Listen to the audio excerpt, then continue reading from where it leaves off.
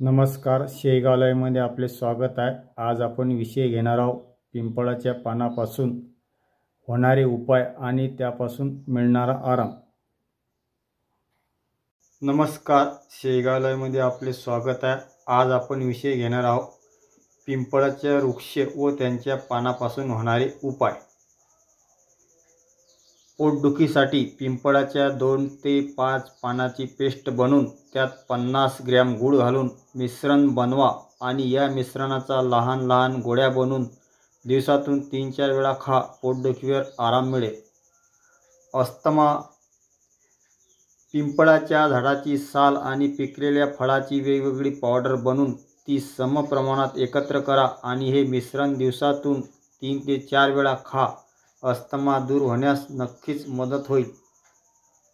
साप चावल्यावर, विषारी साप चावल्यावर पिंपळाच्या कोवळ्या पानाचा रस 2 थेंब घ्या आणि त्याची पाने चावून खा। त्यामुळे विषाचा परिणाम कमी होण्यास मदत होईल।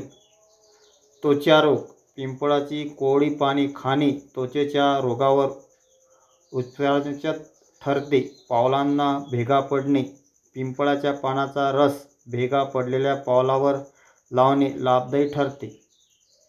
रक्ताची शुद्धता, 1 ते 2 ग्रॅम पिंपळ बीज पावडरमध्ये मध मिसळून रोज 2 वेळा घेतल्याने रक्त शुद्ध होते।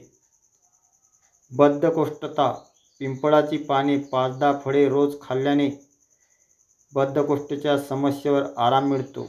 डोळ्याचे दुखणे, पिंपळाची पाने दुधात बुडवून डोळ्यावर ठेवल्याने डोळ्याचे दुखणे कमी होते।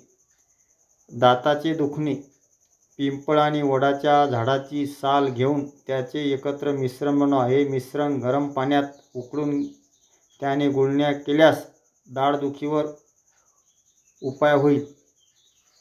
आज एवढ्याच भागात थांबूया। माहिती चांगली आवडल्यास शेगाव लाईव्ह चॅनलला सबस्क्राईब करा, शेअर करा, फॉलो करा। धन्यवाद।